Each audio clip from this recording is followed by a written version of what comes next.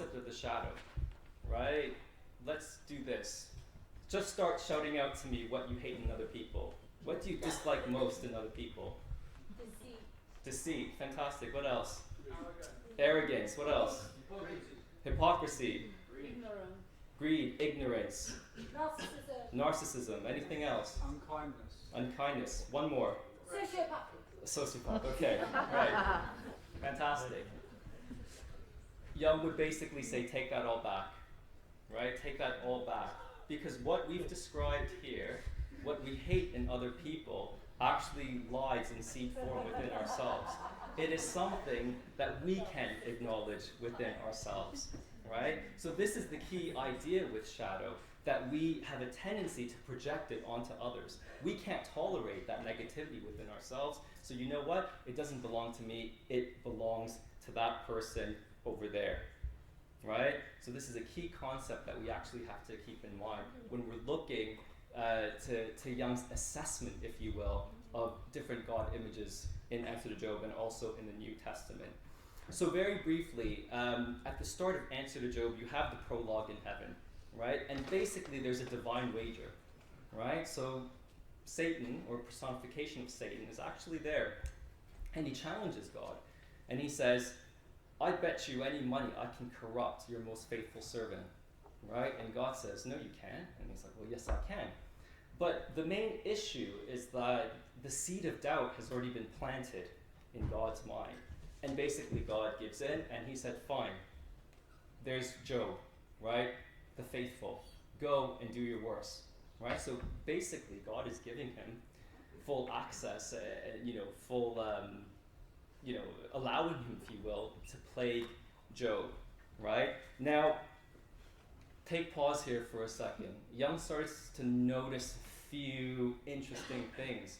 First and foremost, Satan is kind of not separate from the divine hierarchy, right? He's actually there conversing with God in dialogue. It's not as if he's been banished. Or no, I'm saying he. It's not as if that energy, it has been banished to some other place. So Jung amplifies this a bit more. He says, well, if we look to the second creation story, right, i.e. in Genesis, the serpent is there, right? The serpent is part of that divine plan, a part of that original paradise.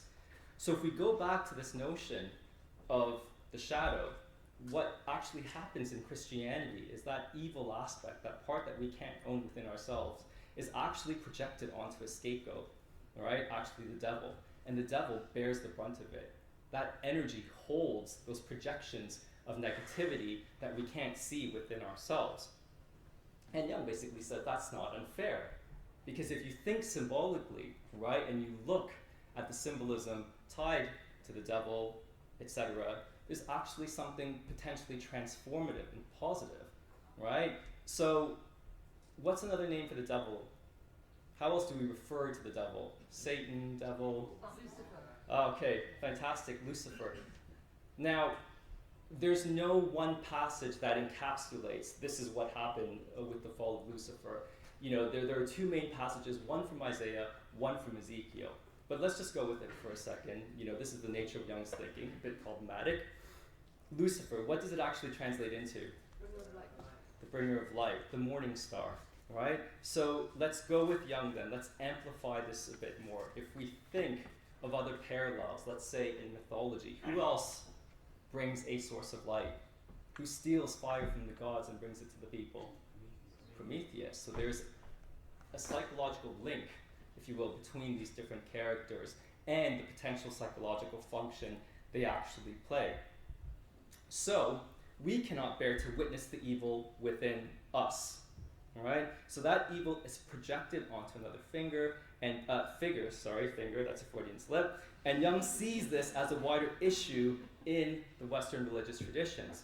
We need to maintain a persona of purity and goodness, right? And we eject all negative qualities from us onto someone else. Now, there's this very interesting vignette. Jung basically hears about this priest, right? Really famous priest, known for his piety. So Jung goes and visits him, follows him around for about 3 days, and thinking, you know what, I'm going to find something about this guy, right? That's just a bit dark. But after about 3 days, he realizes, man, this guy is actually perfect. And I actually have to go back and rethink my own morality, my own ethics, my own position. That is until he speaks to his wife, right? And he realizes that all the darker aspects of his personality get projected onto her and their relationship. So it's that strained relationship where all that shadow is held. She has to hold all the negative aspects of him so that he can maintain that perfect face or persona to the outer world. So, if we expand this a bit, Christianity casts out the intrinsic evil within itself, or within the tradition, onto the figure of the devil. We need to be all good. We need to avoid being bad. If we are bad, we are tempted by the devil. And you can see here this idea of the ritual scapegoat. Yet Jung would argue the scapegoat was also the catalyst for transformation. Casting that scapegoat out in Greek tradition and in Jewish tradition as well meant renewal for the community. And I'd just like to point out how interesting it is that in Christianity we both demonize and worship the scapegoat, because arguably Christ is also a scapegoat. For Jung, the split between good and evil is a fantasy. We need to withdraw those projections, i.e. to not eject all the negativity onto others, and to acknowledge the evil within ourselves, to not project this onto another figure, a neighbor, a race, a country, etc. And many Jungian interventions into interpreting collective phenomena have used the concept of the shadow to frame, if you will, larger conflicts at the societal level. Sorry about that. Only in this way can a more realistic and fulfilling relationship with the other be achieved. And, if you will, the devil is not all bad. It is that imperative which may seem to do evil, but may actually end up doing good. Now, I always cringe when I ask this to my undergraduates because no one puts up their hand. But anyone read Faust, Part 1? Okay, not bad. It's a relief. So he makes a connection, right? He amplifies again with the figure of Mephisto, right? Mephistopheles in Faust. And basically, Faust is this scholar. He's this introverted scholar who is only concerned with book learning, right? But that means he's actually one-sided because he doesn't necessarily know what it means to experience life. Mephisto is that energy, that catalyst that perhaps seems to be negative, but actually pushes him out of his bookly concerns, if you will, and actually into life itself, right? Now, obviously, this way of thinking is not unproblematic. Jung is basically positing the reality and existence of evil. This is a source of conflict and ultimately the major stumbling block in his relationship and dialogue with Father Victor White. And this surrounds the concept, if you will, of privatio boni, the privation of good. And basically this posits that evil itself has no existence, right? Even the most evil thing in the world still has a semblance of good. The light is never, ever diminished, if you will, right? So the good cannot be banished and maintains its existence even in the most difficult circumstances.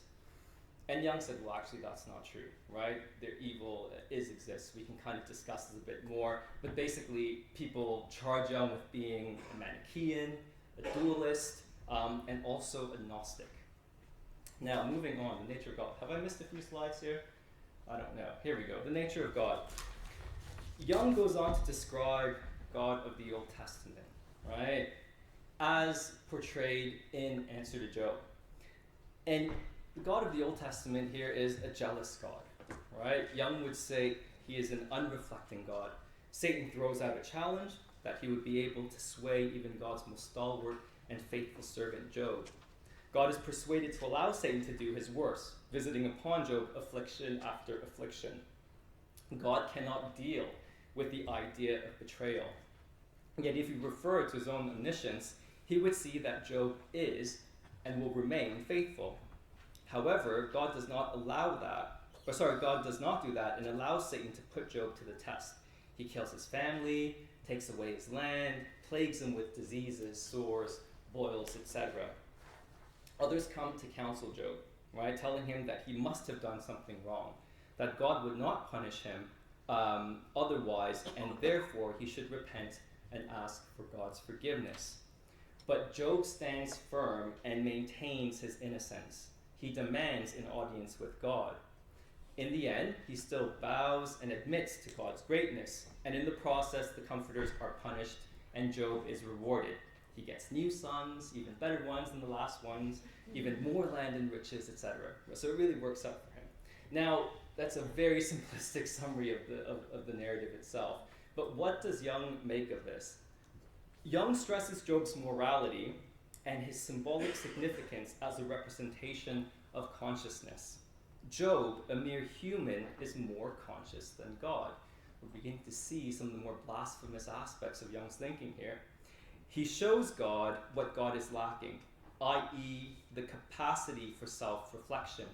In many ways, Job is holding up a mirror to God and showing God what God is lacking. That God, too, is one-sided. In essence, Job is exposing God's shadow side, something that, within Jung's psychology, must be acknowledged and integrated if psychological growth and maturity are to be achieved. And this is what I would refer to as Jung's radical humanist stance, that humanity, i.e. represented by Job, isn't equal to God and plays a crucial role in God's individuation. In many ways, it is because of Job's morality that he holds a higher position than God. Because, in terms of Jung's psychology, it is only with consciousness and self-reflection that God can begin to see his shadow at work, i.e. the wager in heaven, and the extent to which God's shadow is projected onto Job. And again, we get the theme of the scapegoat here, right? Job becomes the scapegoat for God's projections. A mortal man is thus helping God along his own path and process of individuation. The God of the Old Testament is in a wholly unconscious state, and for Jung, individuation entails higher levels of consciousness, i.e. bringing that which is unconscious into consciousness, right? So that a strong enough container or ego is actually built. Now, thinking this through a little bit, right? So we have God as wholly unconscious in the Old Testament. We have this crucial role of a representation of humanity, i.e. Job. What do you think is the next logical step for Jung then? How does God, if we can put God on the couch, because that's a big if, how does God continue this process of individuation? Anyone? I think I heard that. Can someone say it again? No? Anyone else? By becoming human. What's that? Oh, fantastic. God's bringing us to Christ. Well done. Perceptive. Can't get one past you guys. To become human, right? To become reincarnated as Christ, right? So if we look at the figure of Christ, half divine, half human, right? God needs to learn about self-reflection and consciousness. Now, God must become more conscious to experience what Job has experienced. God incarnating as Christ is the only way God can become morally on par with humanity. We can see now why Answer to Job was on the Vatican list of banned books when it was actually published, alongside another vision of Christ that was, pretty much along the same lines. Does anyone know what that is? I know I didn't put that on here. Nico's Kazantzakis, The Last Temptation, which was then made into a movie by Martin Scorsese. Harvey Keitel as Judas. Very interesting film. Jesus' life is the psychological drama of individuation. Jesus' physical suffering is God's suffering, both literally and metaphorically. So if we look to Jesus' life, what is it defined by? Sacrifice, pain. We talked about the notion of the scapegoat. It encapsulates all that individuation entails. Jesus' death and resurrection are also God's death and resurrection. Jesus' humiliation is God's humiliation. Equally, Jesus' triumph and redemption are also God's triumph and redemption. What all this points to for Jung is a greater degree of consciousness. Jung takes this one step further, right? The process is incomplete. If God of the Old Testament is one-sided, i.e. undifferentiated, vengeful, etc., then God of the New Testament is equally one-sided, right? And how is the God of the New Testament equally one-sided? I mean, he's thinking particularly, I think, or is being influenced by John, right? John forwards a very positive view of God, basically. And that is that there's this perfect image of God, that he can actually do no wrong. And consequently, what we have then is this ideal, right? This ideal that personifies perfection rather than wholeness. And for Jung, the real goal of the individuation process is not perfection, but wholeness. And wholeness actually entails being in touch with our shadow side, right? Knowing that we actually can't be perfect, that there's always going to be a darker aspect to ourselves that we need to integrate, that we actually need to be in dialogue with.